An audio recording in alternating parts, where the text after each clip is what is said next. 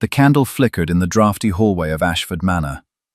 Shadows danced across the stone walls like ghosts from another time. Adeline pressed her back against the cold surface, her breath coming in short, quiet bursts. She clutched a silver tray against her chest, the teacups rattling softly with each heartbeat.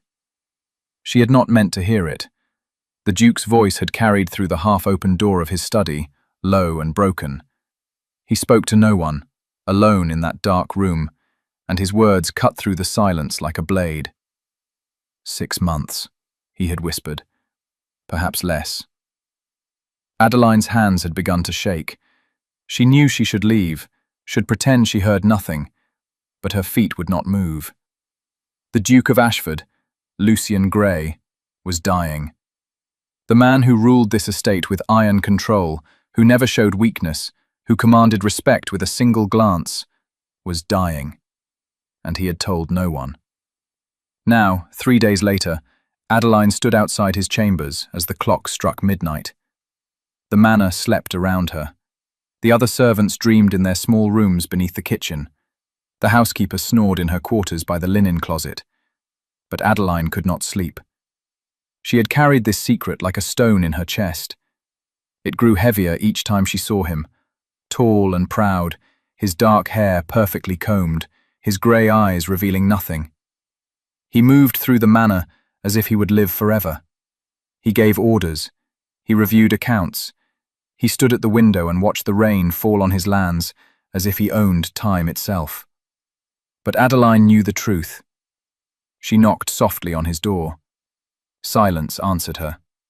She knocked again, her knuckles barely making a sound against the thick wood. "Enter." His voice was sharp, annoyed. Adeline pushed the door open and stepped inside. The Duke's chambers were vast. A fire burned in the stone fireplace, casting orange light across the dark furniture. Heavy curtains covered the tall windows. Books lined the walls from floor to ceiling, and in the center of it all, Lucian Grey stood behind his desk, a glass of brandy in his hand. He looked at her with cold surprise. "What are you doing here?" he asked. "It is past midnight." Adeline closed the door behind her. Her heart pounded so hard she thought he might hear it. She was just a servant girl, barely 20 years old, wearing a simple grey dress and a white apron. She had no right to be here, alone with him, at this hour. But she could not stay silent anymore. "I know your secret," she whispered. The words hung in the air between them. Lucian's expression did not change, but his hand tightened around the glass. His jaw tensed. His eyes, those cold, grey eyes, fixed on her with sudden intensity. "You will leave," he said quietly. "Now." "You are dying," Adeline continued, her voice trembling. "I heard you. 3 nights ago. You said 6 months. The glass shattered. Lucian had thrown it into the fireplace. The flames hissed and jumped as brandy fed them. He turned away from her, his broad shoulders rigid beneath his fine coat. "You heard nothing," he said, his voice like gravel. "You will forget what you think you heard, and you will never speak of it again." Adeline took a step forward. "Why have you told no one?" she asked. "You have a sister. You have friends. Why do you carry this alone?" "Because it is none of your concern." He spun to face her, and for the first time she saw something crack in his composure. Pain flashed across his features, raw and terrible. "Because I am the Duke of Ashford, and I will not be pitied. I will not be mourned before I am dead. I will not spend my final months watching people weep and whisper. Do you understand?" His voice had risen, filling the room with barely controlled rage. But Adeline did not flinch. "I understand," she said softly. "I understand that you are afraid." The words stopped him. Lucian stared at her as if she had struck him. His breath came faster, his hands curled into fists at his sides. "Get out," he whispered. But Adeline shook her head. "No," she said. "Not until you tell me the truth. Not until you let someone help you." "Help me?" Lucian laughed, a bitter sound. "I am dying, girl. There is no help. The doctors have done what they can. The illness eats at me from the inside. In 6 months, perhaps less, I will be gone. There is nothing you or anyone else can do. Tears burned in Adeline's eyes. Then let me stay with you, she said. Let me be here, so you do not have to face it alone. Lucian stared at her for a long moment. The fire crackled behind him. Shadows moved across his face, hiding his expression. Why? He finally asked. Why would you do that? Adeline did not know how to answer. She barely knew this man. He was her employer, distant and cold. He had never spoken more than a few words to her. She was nothing to him, just another servant in a house full of servants. But when she had heard him whisper those words in the darkness of his study, something inside her had broken. Because no one should die alone, she said simply. Lucian turned back to the fire. His shoulders sagged slightly, as if a great weight had settled on them. You will tell no one, he said quietly. Not the other servants, not my sister. No one. I promise, Adeline whispered. He nodded slowly. Then stay, he said. But do not expect gratitude. Do not expect kindness. I am not a good man, Adeline. I never have been. It was the first time he had ever used her name. The days that followed were strange. Adeline continued her duties as if nothing had changed. She scrubbed floors. She polished silver. She helped cook prepare meals in the vast kitchens. But now, every evening after the rest of the household had gone to bed, she climbed the stairs to the Duke's chambers. At first, he barely acknowledged her presence. She would enter quietly, and he would be reading by the fire or standing at the window, looking out at the dark grounds. She would sit in a chair near the door and work on her mending, the silence between them heavy and awkward. But she did not leave. After a week, Lucian began to speak. It started with small things. He commented on the weather. He asked if the staff was well. He mentioned a book he was reading. His voice was formal, distant, as if he were speaking to a stranger at a dinner party. But Adeline listened. She learned that he had inherited the estate when he was 22, after his father died suddenly. She learned that he had a younger sister named Catherine, who lived in London with her husband. She learned that he had never married, had never wanted to, because he believed marriage was a trap that turned people weak. Love makes fools of us all, he said one night, staring into the fire. It blinds us. It controls us. I have seen strong men crumble because of it. Adeline looked up from her sewing. Have you ever been in love? She asked quietly. Lucian was silent for a long moment. Once, he finally said, a long time ago. It ended badly. He did not elaborate, and Adeline did not push. But something had shifted between them. On the 10th night, Lucian asked her about herself. Where did you come from? He said, his tone casual. Before you came to Ashford. Adeline set down her needlework. A village to the north, she said. My mother was a seamstress. My father was a blacksmith. They died when I was 16. Fever took them both within a week of each other. I am sorry, Lucian said, and he sounded like he meant it. I came here because I had nowhere else to go, Adeline continued. Mrs. Halloway, your housekeeper, took pity on me. I have been here 4 years now. And you are content? Lucian asked. Working as a servant? Adeline smiled sadly. Contentment is a luxury, she said. I am grateful to have a roof over my head and food to eat. That is enough. Lucian studied her with those grey eyes, his expression thoughtful. You are wiser than you should be, he said softly. And you are kinder than you pretend to be, Adeline replied. He looked away quickly, but not before she saw the faint smile that touched his lips. Something was changing, slowly, carefully, like ice beginning to thaw. But Adeline noticed other things too. Lucian grew tired more easily. Some nights his face was pale and drawn. He would sit for long periods without speaking, his hand pressed against his chest as if it hurt. Once, she saw him take a small bottle from his desk drawer and swallow 2 pills with water, his hands shaking. He never mentioned his illness. He never complained. But Adeline could see it eating at him, stealing his strength piece by piece. One night, she found him collapsed in his chair. She had knocked as usual, but he had not answered. Worried, she pushed the door open and saw him slumped forward, his breathing shallow and labored. "Your Grace!" She rushed to his side, her heart racing with panic. Lucian's eyes fluttered open. He looked at her with confusion, as if he did not recognize her. "Adeline," he murmured. "What?" "You fainted," she said, her hands hovering over him, unsure what to do. "I will call for the doctor." "No." His hand shot out and grabbed her wrist.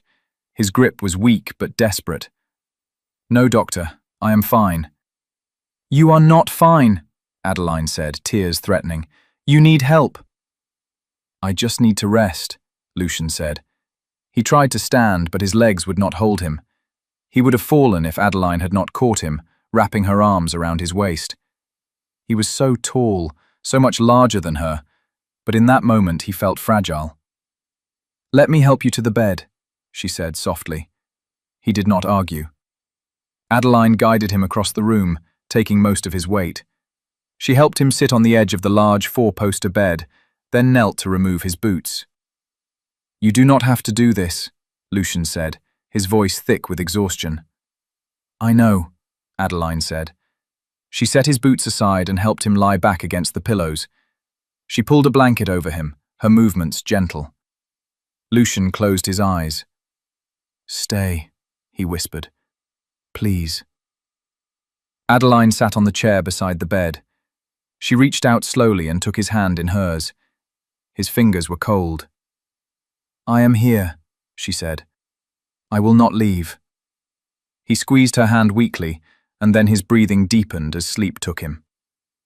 Adeline sat there all night, watching over him, her heart heavy with an emotion she could not name. The next morning, Lucian acted as if nothing had happened. He was dressed and sitting at his desk when Adeline arrived with his breakfast tray. He thanked her politely and told her to go about her day. His face was pale, but his voice was steady. Adeline wanted to argue, wanted to demand that he see a doctor, but she knew it would be useless, so she stayed silent. But something had changed. That evening, when she came to his chambers, Lucian was not inside. Adeline searched the room with her eyes, confused. The fire was lit, but the space felt empty. She was about to leave when she noticed the door to the balcony was open. A cool breeze drifted in, carrying the scent of roses. She stepped outside and found him there. Lucian stood at the stone railing, looking out over the gardens. The sun was setting, painting the sky in shades of gold and crimson. The roses below were in full bloom, their petals bright against the dark green leaves. "It is beautiful," Adeline said softly, coming to stand beside him. "My mother planted these roses," Lucian said. He did not look at her, his gaze fixed on the garden below. She loved this view. She would stand here for hours, watching the flowers grow. "She had good taste," Adeline said. Lucian smiled faintly. "She was the only person who ever made this place feel like a home," he said. "After she died, it became just a house. Cold. Empty." "How old were you when she passed?" Adeline asked. 12, Lucian said. "She had been ill for years. We all knew it was coming, but knowing did not make it easier." Adeline heard the pain in his voice, old and deep. "Is that why you do not want to tell your sister?" she asked gently. "Because you do not want her to suffer the way you did?" Lucian turned to look at her, surprise flickering in his eyes. "You are perceptive," he said. "I listen," Adeline replied. They stood in silence for a moment, the evening air cool against their skin. "Come with me," Lucian said suddenly. "Where?" Adeline asked. "The garden." He gestured to the stairs that led down from the balcony. "I want to show you something." Adeline hesitated. Servants were not meant to wander the grounds with the Duke. If anyone saw them, there would be talk, questions. But the look in Lucian's eyes stopped her protests. "All right," she said. They descended the stone stairs together, side by side. The garden was vast, full of winding paths and hidden alcoves. Roses grew everywhere, their scent thick and sweet. Lucian led her through the maze of flowers until they reached a small clearing. In the center stood a statue. It was a woman carved from white marble, her face serene and beautiful.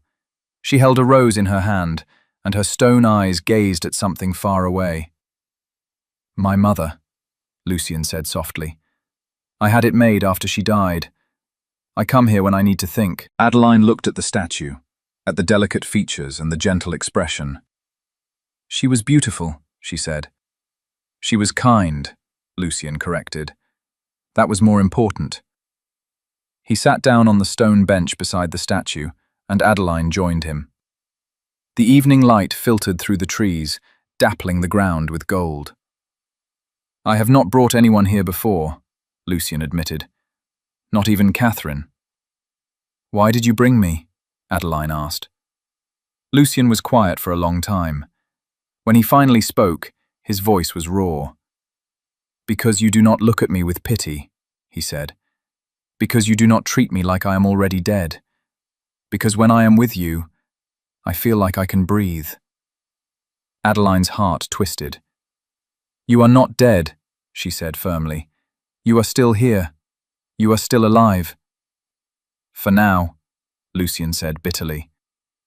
"Then make it matter," Adeline said. She turned to face him, her eyes blazing. "Stop hiding. Stop pretending. If you only have 6 months, then live them. Do not waste them locked in your study, alone and angry." Lucian stared at her, his expression unreadable. "What would you have me do?" he asked quietly. "Whatever makes you happy," Adeline said. "See your sister, ride your horses, walk in this garden every day, read the books you love, eat the foods you enjoy. Fill your life with things that bring you joy, not just duty." "And you?" Lucian asked, his voice barely above a whisper. "Would you be part of that?" Adeline's breath caught. The question hung between them, heavy with meaning. "If you want me to be," she said softly. Lucian reached out and took her hand. His touch was warm now, steady. "I do," he said. "I want you here, with me, for as long as I have." Tears filled Adeline's eyes, but she smiled. "Then I will stay," she said. Lucian lifted her hand to his lips and kissed her knuckles gently, his eyes never leaving hers. And in that moment, surrounded by roses and fading light, something beautiful and fragile began to bloom between them. 3 weeks passed. Lucian changed. He smiled more. He laughed occasionally. He spent less time locked in his study and more time walking the grounds. He took Adeline with him everywhere, to the garden, to the stables, to the small lake on the edge of the estate where swans glided across the water. They talked for hours. He told her about his childhood, about the pressure of being the heir, about the loneliness that had followed him all his life. She told him about her parents, about the village she grew up in, about the dreams she had once held of becoming a teacher. "You could still do that," Lucian said one afternoon as they sat by the lake. "After I'm gone, I will make sure you have enough money to start a new life." "Do not talk like that," Adeline said, her voice sharp. Lucian looked at her in surprise. "I am only being practical," he said. "You are giving up," Adeline said. "Every time you say, 'after I am gone,' you are giving up." "I do not want your money, Lucian. I want you to fight." He flinched at the sound of his name on her lips. She had started using it a week ago, and each time it felt like an intimacy. "There is nothing to fight," he said quietly. "The illness will win. It always does." "Then make the time you have count," Adeline said fiercely. "Stop preparing to die and start living." Lucian studied her for a long moment, then slowly nodded. "You are right," he said. "I am sorry." Adeline softened. She reached out and touched his cheek, her fingers gentle. "Do not apologize," she said. "Just do not give up." He leaned into her touch, his eyes closing briefly, but others were beginning to notice. The servants whispered. Mrs. Halloway, the housekeeper, cornered Adeline in the kitchen one morning. "What is going on between you and His Grace?"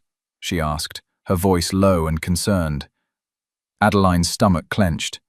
"Nothing," she said quickly. "He has been kind to me, that is all." "Kind?" Mrs. Halloway raised an eyebrow. "He spends hours with you. He walks with you. He looks at you the way a man looks at a woman, not a servant." "He is lonely," Adeline said. "I keep him company. There is nothing improper about it."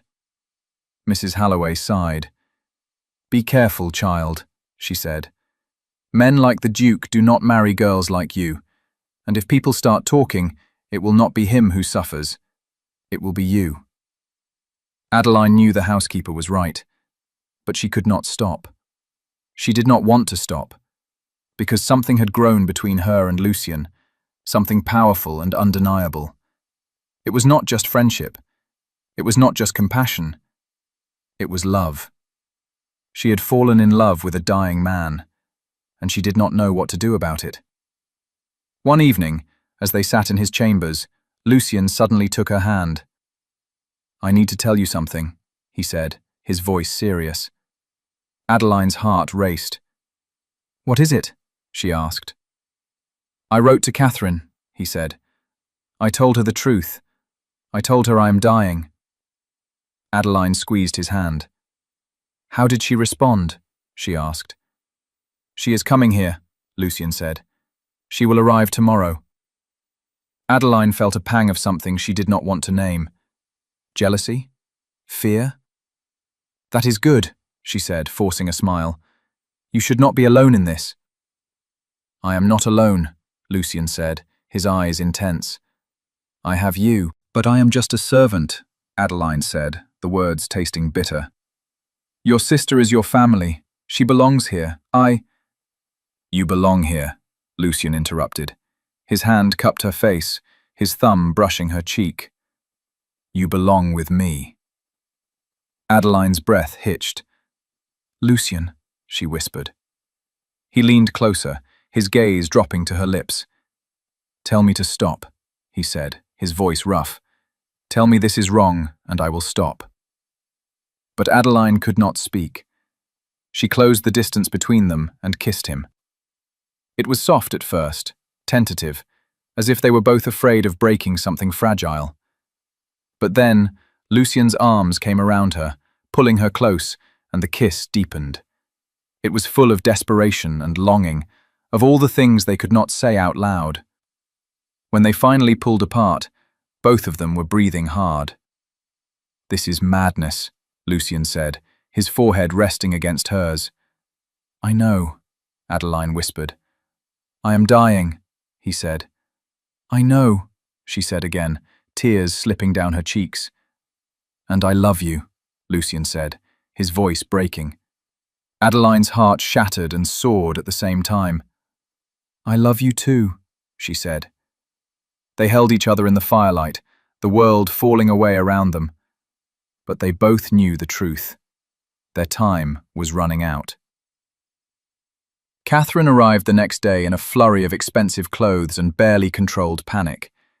She was beautiful, with dark hair like her brother's and the same grey eyes. But where Lucian was reserved, Catherine was vibrant. She swept into the manor like a storm, demanding answers, demanding to see her brother immediately. Adeline watched from the shadows as Lucian greeted his sister in the drawing room. Catherine threw her arms around him and sobbed. "Why did you not tell me sooner?" she cried. "How could you keep this from me?" "I did not want to worry you," Lucian said, his voice calm. "Worry me?" Catherine pulled back, her face wet with tears. "Lucian, you are my brother, my only family. And you are dying, and you thought I should not know." "I am sorry," Lucian said quietly. Catherine wiped her eyes and took a shaky breath. "How long?" she asked. "The doctors say perhaps 6 months," Lucian said. "Perhaps less." Catherine's face crumpled, but she forced herself to stay composed. "Then we will make the most of it," she said firmly. "I am staying here. Richard can manage without me for a while. I am not leaving you." Lucian smiled faintly. "Thank you," he said. Over the next few days, Catherine took over the household with efficient grace. She ordered the staff around, planned meals, arranged for specialists to come from London to examine Lucian. She was a whirlwind of activity, as if she could keep death at bay through sheer force of will. But she noticed Adeline. "Who is that girl?" Catherine asked Lucian one afternoon as they sat in the library. Adeline had just brought them tea, and Catherine had watched her leave with narrowed eyes. "Her name is Adeline," Lucian said. "She is one of the servants." "She is more than that," Catherine said. "I see the way you look at her." Lucian set down his book. "What are you implying?" he asked, his tone careful. "I am implying that you care for her," Catherine said, "and she clearly cares for you. Lucian, what is going on?" Lucian was silent for a moment. "I love her," he finally said. Catherine stared at him. "You love a servant girl," she said slowly, as if testing the words. "Yes," Lucian said. "Does she know?" Catherine asked. "Yes," Lucian said again. Catherine leaned back in her chair, her expression torn between shock and something else, maybe sadness. "What are you going to do?" she asked quietly. "I do not know," Lucian admitted. "I do not have time to marry her, to give her the life she deserves. I do not have time for any of this, but I cannot let her go." Catherine reached over and took her brother's hand. "Then do not," she said. "Do not waste what little time you have worrying about what is proper or what society expects. If she makes you happy, hold on to her." Lucian looked at his sister with surprise and gratitude. "Thank you," he said. That night, Catherine sought out Adeline. She found her in the kitchen helping to clean up after dinner. The other servants scattered when the Duke's sister entered, leaving Adeline alone. "Walk with me," Catherine said. It was not a request. Adeline followed her out into the garden, her heart pounding. She expected anger, accusations, but Catherine's face was calm. They walked in silence until they reached the rose garden, now bathed in moonlight. "He told me he loves you," Catherine said, turning to face Adeline. Adeline's breath caught. "I love him too," she said quietly. Catherine studied her for a long moment. "I believe you," she said, "but you must understand, this will not end well. Even if he survives longer than expected, society will never accept you. You will be shunned, whispered about, called terrible names." "I know," Adeline said. "And you are willing to face that?" Catherine asked. "For him, yes," Adeline said without hesitation. Catherine's expression softened. "You are braver than I am," she said. "When my husband was courting me, I almost did not marry him because my friends disapproved. I cared too much about what people thought." "But you do not care at all, do you?" "I care," Adeline said, "but not more than I love him." Catherine smiled sadly. "Then you have my blessing," she said, "for what it is worth. Make my brother happy, Adeline. Give him a reason to smile in these final months. That is all I ask." Tears filled Adeline's eyes. "Thank you," she whispered. Catherine reached out and squeezed her hand. "Thank you," she said, "for being there when I could not be." Another month passed. Lucian grew weaker. It was slow at first, almost imperceptible. A bit more tired in the evenings, less appetite at meals. But then the decline quickened. Some days he could not get out of bed. Adeline stayed with him through it all. She read to him when his eyes hurt too much to focus. She brought him food and coaxed him to eat. She held his hand when the pain grew too intense and the medicine did not help. Catherine hired nurses, but Lucien sent them away. He wanted only Adeline. "You do not have to do this," he told her one night, his voice weak. "You do not have to watch me waste away." "I am not going anywhere," Adeline said firmly. She sat on the edge of his bed, her hand stroking his hair. "I promised I would stay, and I will." "I do not want you to remember me like this," Lucien said, his eyes wet. Weak, helpless. "I will remember you as brave," Adeline said, "as strong, as the man who fought to live every single day, even when it hurt." Lucien reached up and touched her face. "I do not deserve you," he whispered. "You deserve everything," Adeline whispered back. But the fear was always there, lurking beneath the surface. Fear that one morning she would wake up and he would be gone. Fear that she would lose him before she was ready. Fear that loving him would destroy her. One afternoon, a doctor came from London, a specialist Catherine had begged to examine Lucien. Adeline waited outside the bedroom, her hands clenched together, her heart racing. When the doctor finally emerged, his face was grim. "How long?" Catherine asked, her voice shaking. "Weeks," the doctor said quietly. "Perhaps a month if he is strong. I am sorry." Catherine covered her mouth with her hand, tears streaming down her face. Adeline felt the world tilt. Weeks. Not months. Weeks. She stumbled to the nearest chair and sat down hard, her vision blurring. Catherine came to her and knelt down, taking her hands. "We will get through this," she said, though her voice was thick with grief. "Together." But Adeline did not know if she could. That night, she lay beside Lucien in his bed, her head on his chest, listening to his heartbeat. It was slower than it should be, irregular. "I am afraid," she admitted into the darkness. "So am I," Lucien said. His hand stroked her hair gently. "But I am grateful too. Grateful that I met you. Grateful for these months. They have been the happiest of my life." "Mine too," Adeline whispered. "Promise me something," Lucien said. "Anything," Adeline said. "When I am gone, do not mourn me forever," he said. "Live, Adeline. Find happiness. Do not let my death be the end of your life too." "Do not talk like that," Adeline said, her voice breaking. "Promise me," Lucien insisted. "I promise," Adeline lied, because she knew she could never keep that promise. They lay together in silence, holding on to each other as tightly as they could, as if their embrace could keep death at bay. But death was patient. It was coming, slow and inevitable, and there was nothing they could do to stop it.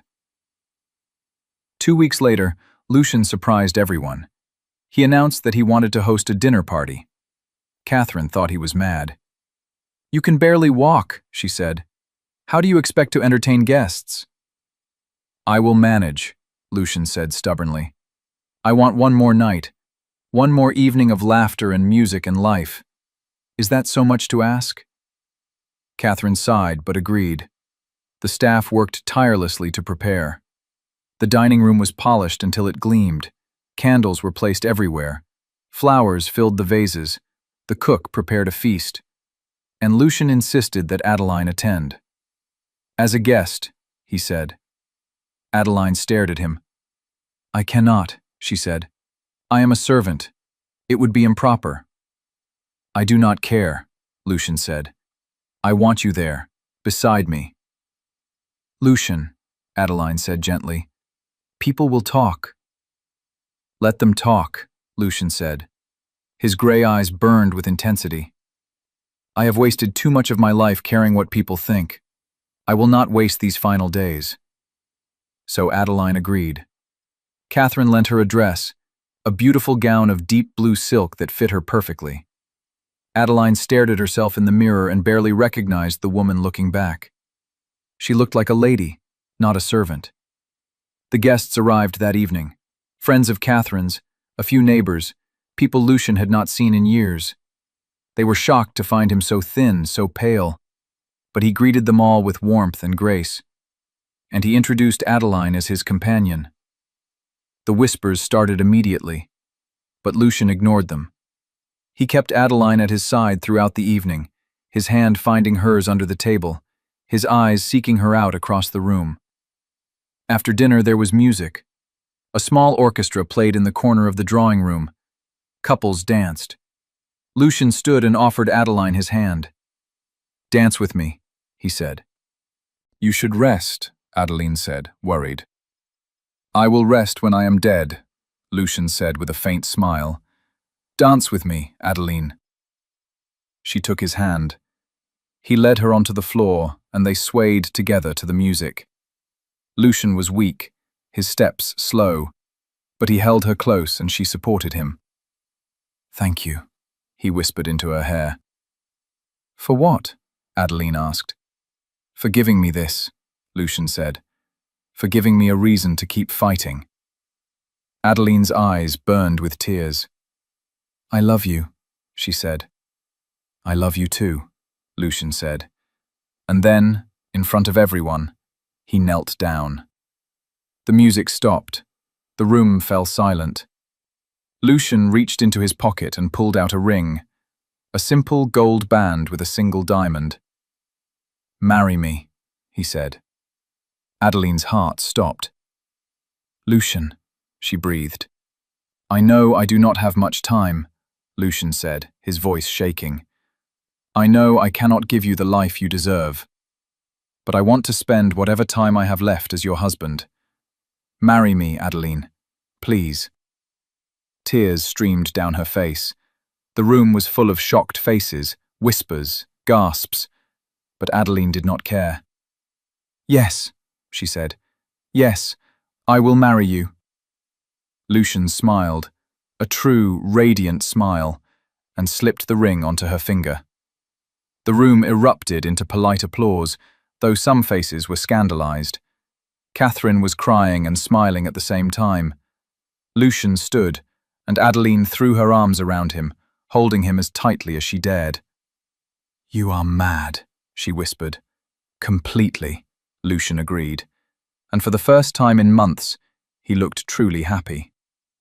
They were married 3 days later in the small chapel on the estate grounds. It was a quiet ceremony. Only Catherine and a handful of servants attended. Lucian wore his finest suit, though it hung loose on his thin frame. Adeline wore the blue silk dress again, and Catherine wove flowers into her hair. The vicar spoke the traditional words, and Lucian and Adeline exchanged vows. "I promise to love you," Lucian said, his voice steady despite the weakness in his body. "For as long as I have. For as long as I breathe."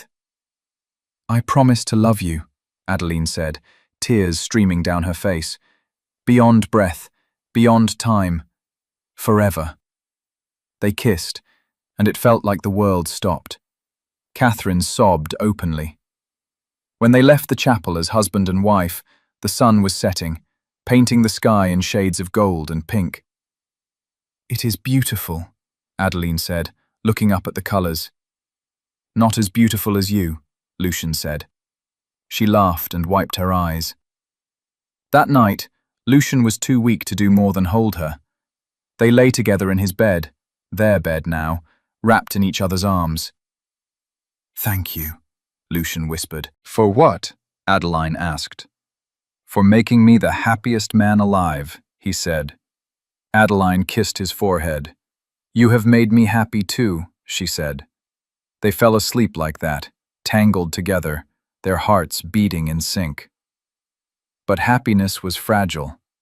The next morning, Lucian could not get out of bed. The pain was worse. His breathing was labored. The doctor came and gave him medicine, but it did little to help. Adeline stayed by his side, holding his hand, reading to him, singing softly when the pain was too much for words. Catherine sat in the corner, her face pale and drawn.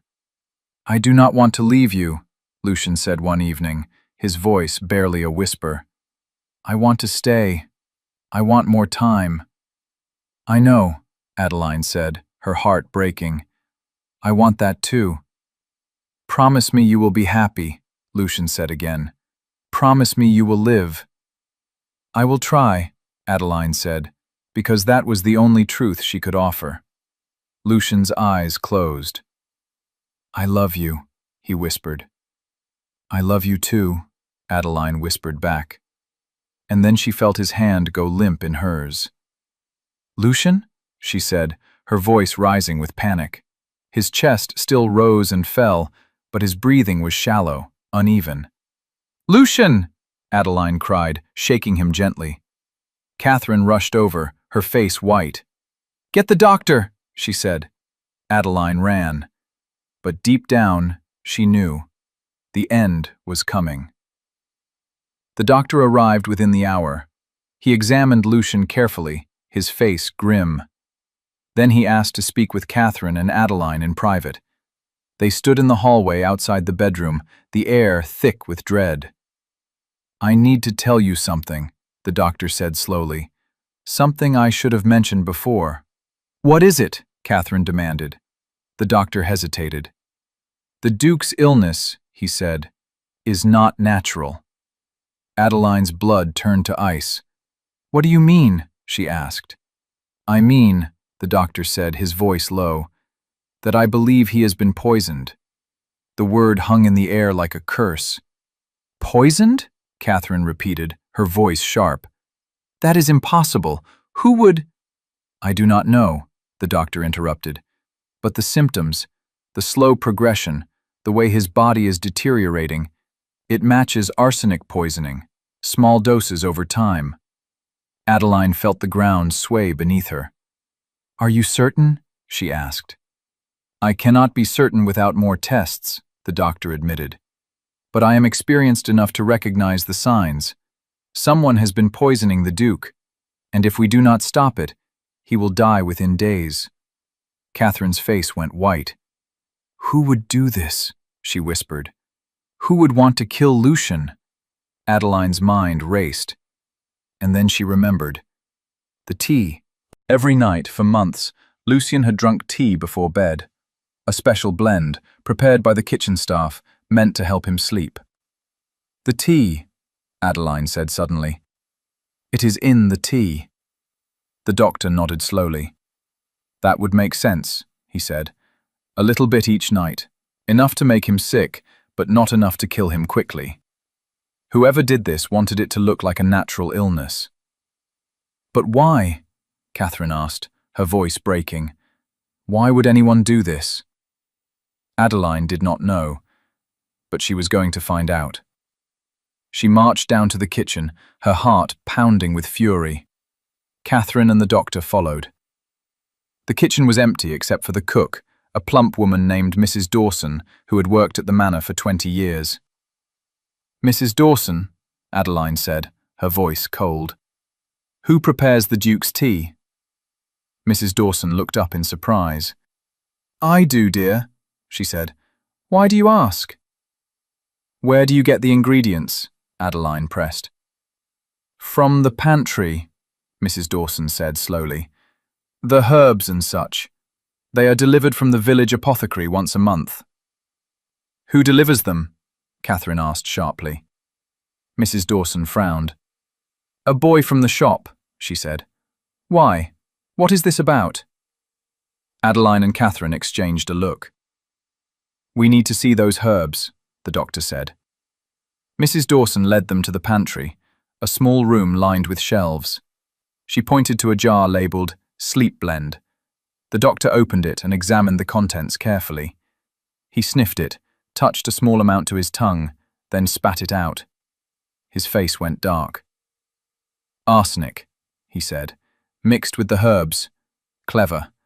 It would be almost impossible to detect in the tea. Mrs. Dawson gasped and covered her mouth. I did not know, she said, tears welling in her eyes. I swear I did not know.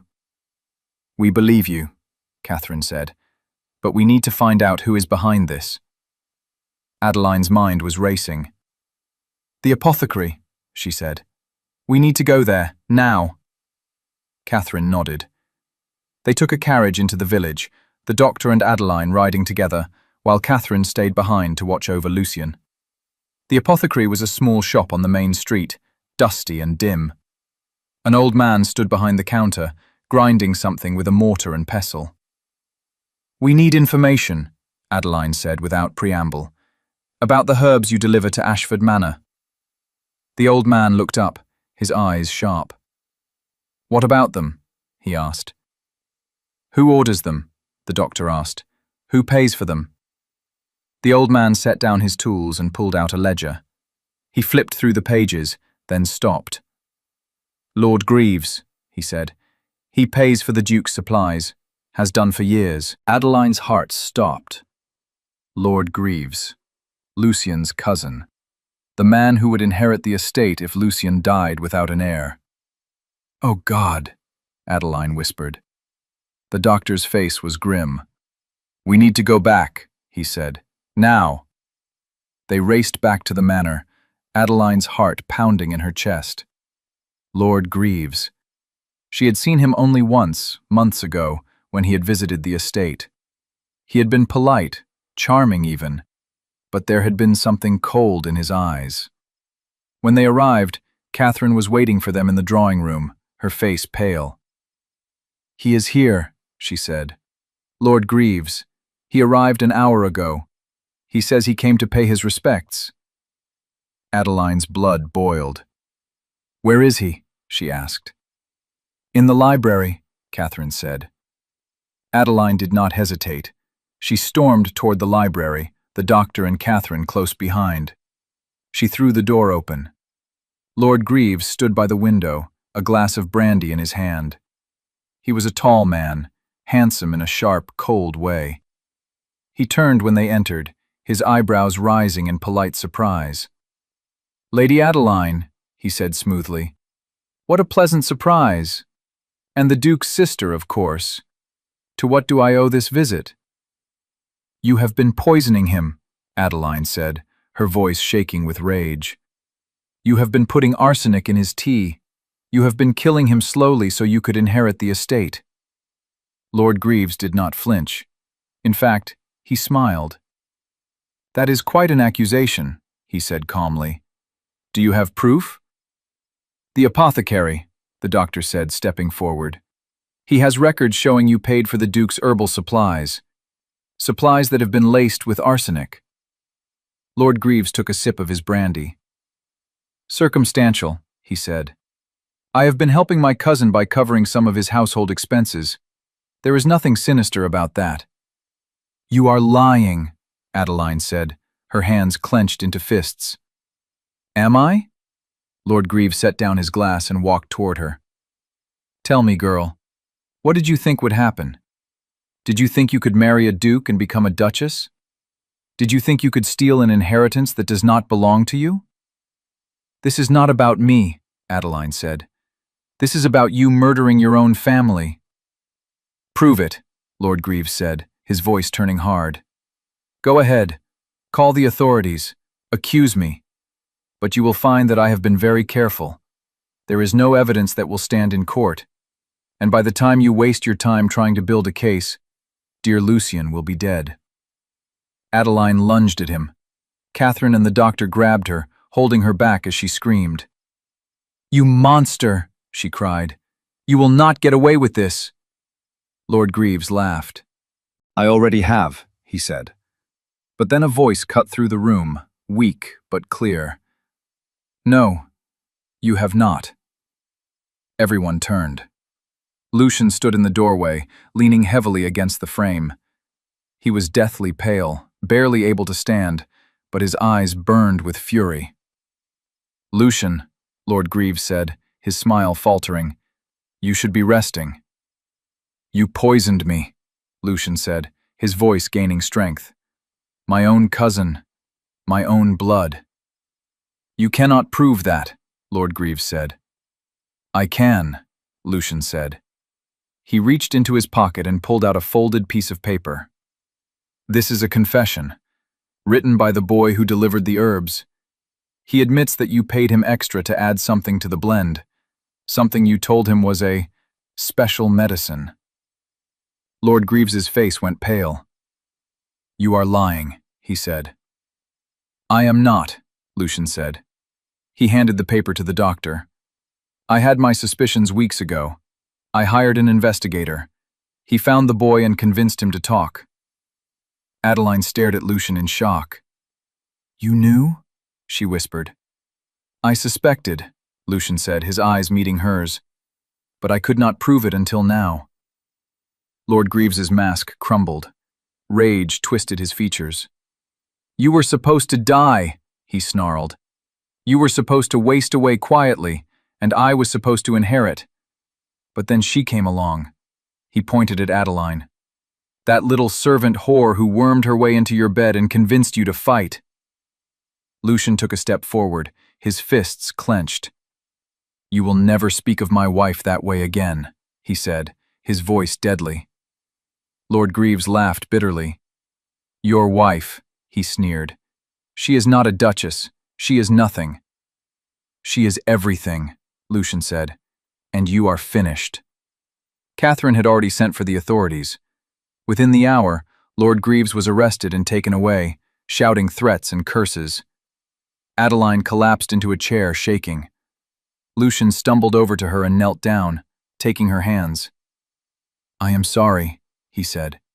"I should have told you." "You should have," Adeline said, tears streaming down her face. "But you are alive. That is all that matters." The doctor examined Lucian again that evening. "The poison is still in his system," he said.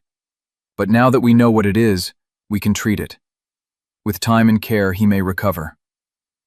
Adeline felt a surge of hope so strong it hurt. "He will live?" she asked. The doctor smiled. "He has a chance," he said. "A real chance." Recovery was slow. Lucian spent weeks in bed, his body fighting to expel the poison. There were dark days when the pain was unbearable, when he could not eat, when he cried out in agony. But Adeline never left his side. She fed him when he was too weak to lift a spoon. She bathed him when he was too tired to move. She held him when the nightmares came, whispering that he was safe, that she was there. Catherine helped too, organizing the household, managing the estate, ensuring that Lucian had everything he needed. Slowly, day by day, Lucian grew stronger. His color returned. His appetite came back. He began to sit up, then stand, then walk with Adeline's support.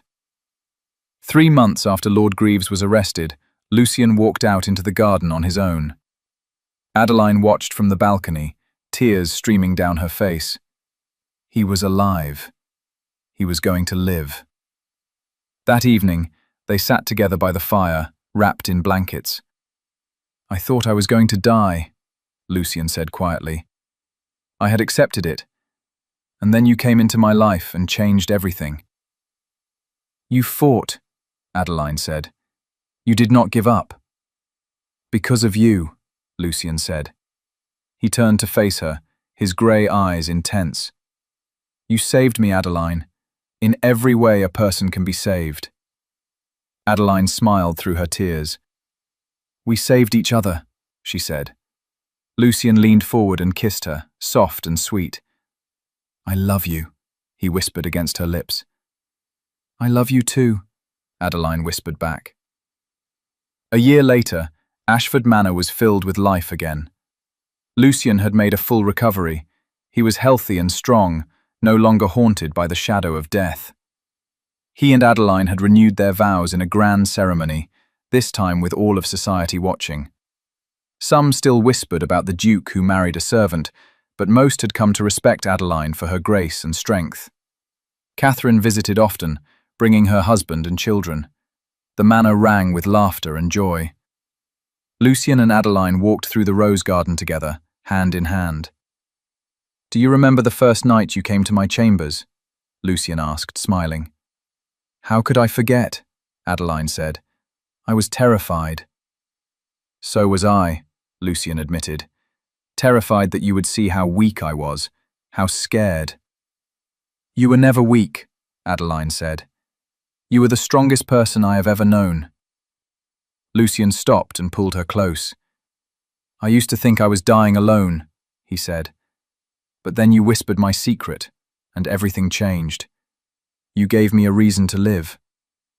"You gave me a reason to love," Adeline said. They kissed beneath the roses, the sunlight warm on their faces. And in that moment, surrounded by beauty and life, they knew they had won. They had faced death and darkness and come out the other side. Together. Always together. 5 years later, the Duke and Duchess of Ashford stood on the balcony of the manor, watching their 2 young children play in the garden below. A boy and a girl, both with dark hair and bright smiles. "Do you think they will understand one day?" Adeline asked, leaning against Lucian. "How lucky we are." "I think they will," Lucian said, "because we will tell them. We will tell them that love is worth fighting for, that life is precious, that even in the darkest moments there is hope." Adeline smiled. "I love you," she said.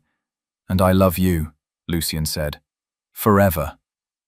They stood together, watching the sun set over the estate, their hearts full. The secret that had almost destroyed them had become the foundation of their greatest joy. And they would never forget the night a servant girl whispered the truth that changed everything. The night love began.